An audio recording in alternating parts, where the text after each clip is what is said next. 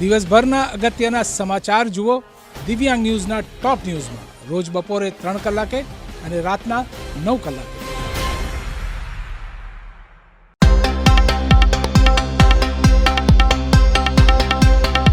નમસ્કાર દર્શક મિત્રો, દિવ્યાંગ ન્યૂઝના ટોપ ન્યૂઝમાં હું પ્રિયા સોનિયા આપનું હાર્દિક સ્વાગત કરું છું।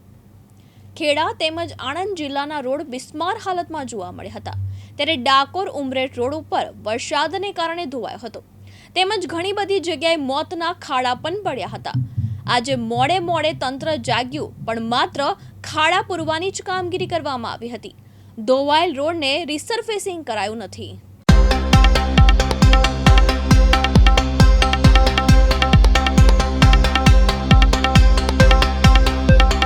ખેડા તેમજ આણંદ જિલ્લાના રોડ બિસ્માર હાલતમાં જોવા મળ્યા હતા, ત્યારે ડાકોર ઉમરેઠ રોડ ઉપર વરસાદને કારણે ધોવાયો હતો તેમજ ઘણી બધી જગ્યાએ મોતના ખાડા પડ્યા હતા।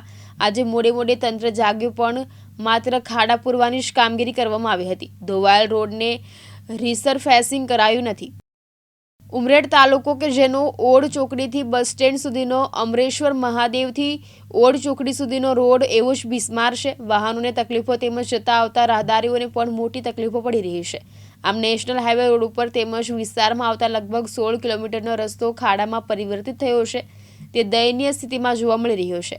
એમ કહી શકાય કે ખેડા આણંદ જિલ્લાના રૂટ હજી ખાડા રાજમાં છે। ખેડા તેમજ આણંદના R&B વિભાગના અધિકારીઓ કુંભકર્ણની નિંદ્રામાં દેખાઈ રહ્યા છે। હવે જોવું રહ્યું કે ગ્રાન્ટનો ઉપયોગ ખાડા પૂરવા માટે કરશે કે રિફ્રેશિંગનું બિલ મૂકશે। ડાકોરથી આણંદ અને ડાકોરથી નડિયાદનો રોડ અત્યાર સુધીમાં વર્ષમાં કેટલી વાર રિસર્ફેસિંગ કરાયું તેની સરકારને માહિતી પૂરી પાડશે કે માત્ર કાગળો પર જ કામ બતાવી પ્રજાના ટેક્સના નાણાંનો દુરુપયોગ થતો રહેશે, તે જોવું રહ્યું। નિખિલ ભટ્ટ, દિવ્યાંગ ન્યૂઝ, ડાકોર, ખેડા।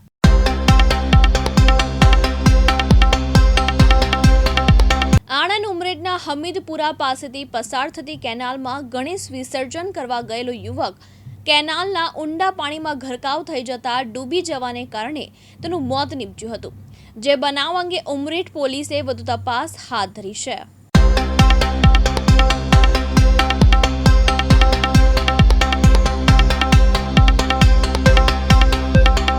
ખેડા તેમજ આણંદ જિલ્લાના રોડ બિસ્માર હાલતમાં જોવા મળ્યા હતા, ત્યારે ડાકોર ઉમરેઠ રોડ ઉપર વરસાદને કારણે ધોવાયો હતો તેમજ ઘણી બધી જગ્યાએ મોતના ખાડા પડ્યા હતા। આજે મોડે તંત્ર જાગ્યું, પણ માત્ર ખાડા પૂરવાની જ કામગીરી કરવામાં આવી હતી। ધોવાયેલ રોડને રિસર્ફેસિંગ કરાયું નથી। ઉમરેઠ તાલુકો કે જેનો ઓડ ચોકડીથી બસ સ્ટેન્ડ સુધીનો, અમરેશ્વર મહાદેવથી ઓડ ચોકડી સુધીનો રોડ એવો જ બિસ્માર છે। વાહનોને તકલીફો તેમજ જતા આવતા રાહદારીઓને પણ મોટી તકલીફો પડી રહી છે। આમ નેશનલ હાઈવે રોડ ઉપર તેમજ વિસ્તારમાં આવતા લગભગ 16 કિલોમીટરનો રસ્તો ખાડામાં પરિવર્તિત થયો છે, તે દયનીય સ્થિતિમાં જોવા મળી રહ્યો છે। એમ કહી શકાય કે ખેડા આણંદ જિલ્લાના રૂટ હજી ખાડા રાજમાં છે। ખેડા તેમજ આણંદના R&B વિભાગના અધિકારીઓ કુંભકર્ણની નિંદ્રામાં દેખાઈ રહ્યા છે। હવે જોવું રહ્યું કે ગ્રાન્ટનો ઉપયોગ ખાડા પૂરવા માટે કરશે કે રિફ્રેશિંગનું બિલ મૂકશે।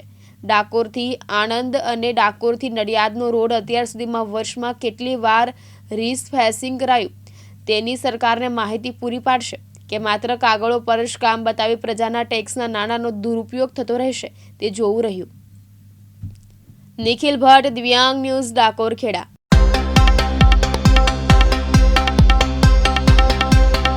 ખેડા જિલ્લામાં આવેલા થાસરા તાલુકાના આગરવા ગામે ખેતરમાં અજાણ્યા શખ્સે ગર્ભવતી મહિલાની કરણપીન હત્યા કરતા સમગ્ર પંથકમાં સનસનાટી મચી છે।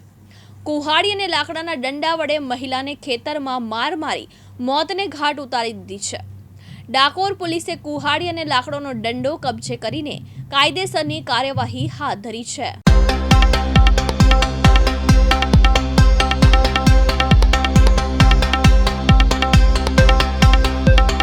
ખેડા જિલ્લામાં આવેલા ઠાસરા તાલુકાના આગરવા ગામે ખેતરમાં અજાણ્યા શખ્સે ગર્ભવતી મહિલાની કરપીણ હત્યા કરતા સમગ્ર પંથકમાં સનસનાટી મચી ગઈ છે।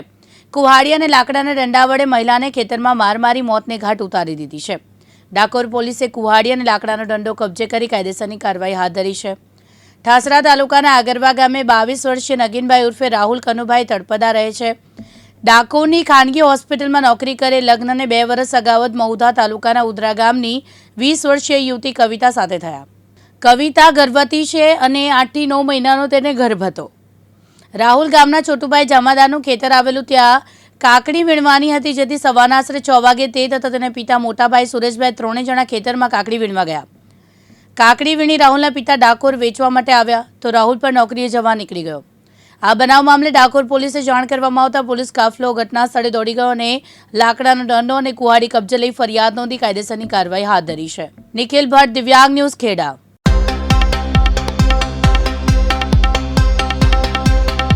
જૂનાગઢની સગીરાને પોલીસે દેહ વિક્રયના ચુંગલમાંથી છોડાવી હતી.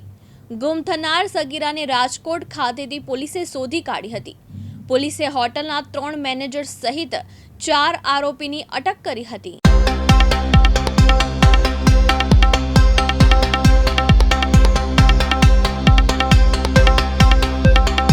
જૂનાગઢના ધારાગઢ વિસ્તારમાં રહેતા અને મજૂરી કામ કરતા શખ્સની 15 વર્ષની દીકરીને પ્રેમજાળમાં ફસાવી રાજકોટના તેના પ્રેમીએ 20/8/2024ના રોજ બોલાવી વારંવાર બળાત્કાર કર્યો. પુત્રી ગુમ થયાની ફરિયાદ સગીરાના પિતાએ ડિવિઝનમાં કરી. સગીરાના જણાવ્યા અનુસાર અરબાઝ સાથે પ્રેમ સંબંધ બાંધતા વારંવાર અલગ અલગ હોટલમાં લઈ જઈ બળાત્કાર કર્યો. ઉપરાંત રાજકોટના રિહાન ઉર્ફે રેહાન યુનુસના સંપર્કમાં પણ સગીરા હતી, જે 3 માસથી તેની સાથે મોબાઈલ પર વાત કરતી. તેને રાજકોટ 20/8/2024ને બોલાવી જ્યાં અલગ અલગ હોટલમાં લઈ જઈ બળાત્કાર કર્યો અને નાણાં કમાવાની લાલચમાં સગીરાને દેહ વેપારમાં ધકેલી ગ્રાહક દીઠ 2000 સગીરાને આપતો.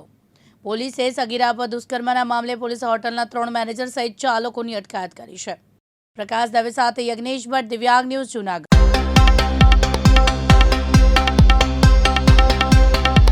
જૂનાગઢ સ્મશાનમાં 8,500 જેટલા પૂર્ણતામાઓના અસ્થિનું હરિદ્વાર ખાતે આગામી 21 સપ્ટેમ્બરે ગંગાજીમાં વિસર્જન કરવામાં આવશે.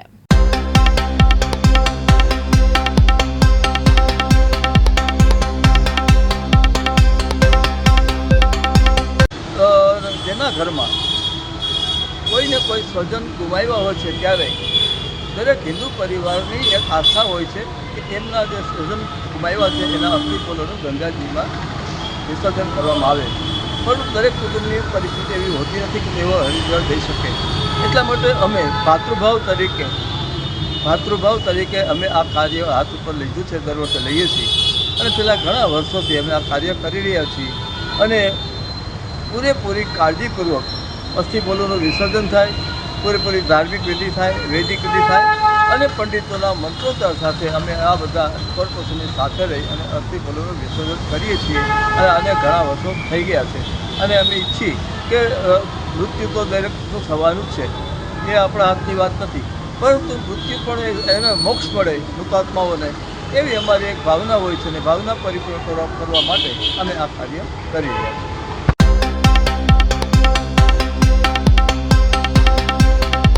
દેવભૂમિ દ્વારકાના મીઠાપુર સુરજ કરાડી ખાતે બસ સ્ટેન્ડ સામે રેલવે પાટાની બાજુમાં એક મકાનની અંદર 2 લોકોના મૃત્યુ થવા હોવાનો બનાવ સામે આવ્યો છે, જેમાં પત્નીની હત્યા કર્યા બાદ પતિએ આત્મહત્યા કરી હતી.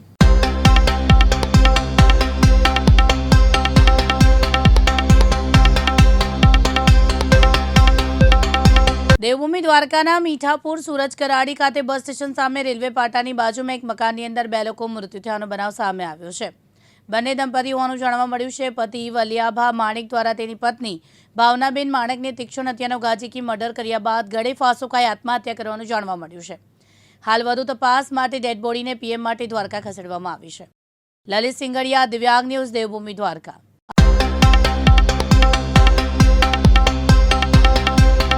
ભરૂચ જિલ્લામાં આવેલા જંબુસર તાલુકાના કાવી પોલીસ સ્ટેશનની હદમાં આવેલા એક ગામમાં 2 સગી બહેનોના અપહરણ કરતા 2 વિધર્મીઓની પોલીસે ગણતરીના કલાકોમાં અટકાયત કરી હતી.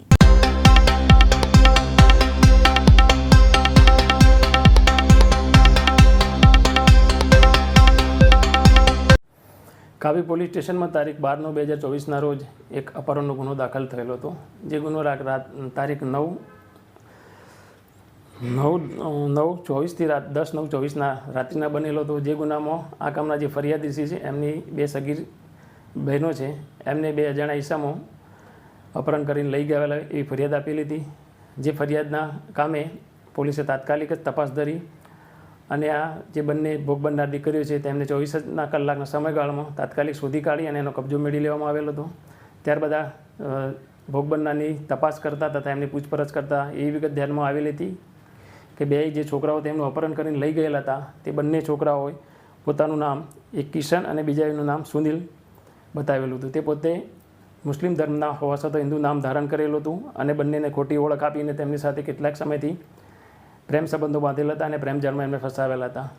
એ દિવસે આ બંને ઇસમોએ તેમનું ફરિયાદીસીના કાયદેસરના વાલી કણામાંથી અપહરણ કરેલું હતું અને અપહરણ કર્યું એ જ વખતે પોતે જાણતા હતા કે સગીરાઓ અનુસૂચિત જનજાતિની છે, છતાં તેમને એમના પ્રેમજાળમાં ફસાવીને પોતાની ખોટી ઓળખ આપી, ખોટું નામ ધારણ કરી અને લગ્ન કરવાની લાલચ આવી લલચાવી ફોસલાવી અને લઈ ગયેલ હોય એ વિગત ધ્યાનમાં આવતા આજે બંને ઇસમો જેમનું સાચું નામ છે શાહરૂખ અયુબ પટેલ કે જેમને પોતાનું નામ કિશન ધારણ કરેલું હતું તથા બીજા ઇસમ જે સાજિદ પઠાણ કે જેને પોતાનું નામ સુનિલ ધારણ કરેલું હતું. આ બંને ઇસમોને પણ તાત્કાલિક ગણતરીના સમયમાં પોલીસે પકડી લીધેલ હતા અને તેઓની આ ગુનાના કામે અટક કરવામાં આવેલ હતા.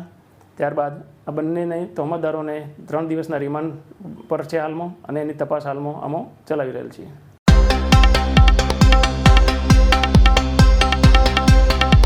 મહેસાણા મામલતદાર કચેરીમાં અરજદારોને હાલાકી સર્જાઈ હતી. તંત્રના કારણે અરજદારોને ધરમના ધક્કા ખાવાનો વારો આવ્યો હતો.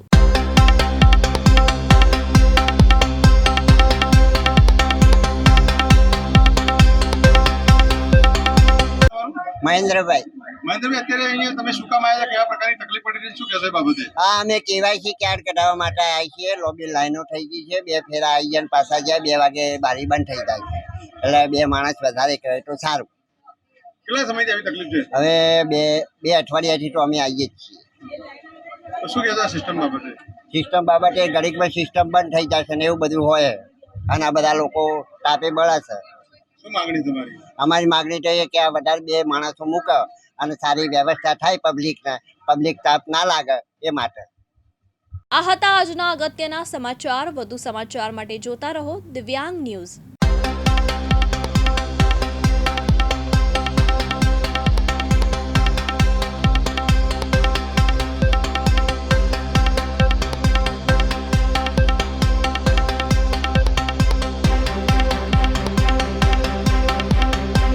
દિવસભરના અગત્યના સમાચાર જુઓ દિવ્યાંગ ન્યૂઝના ટોપ ન્યૂઝમાં રોજ બપોરે 3 કલાકે અને રાતના 9 કલાકે.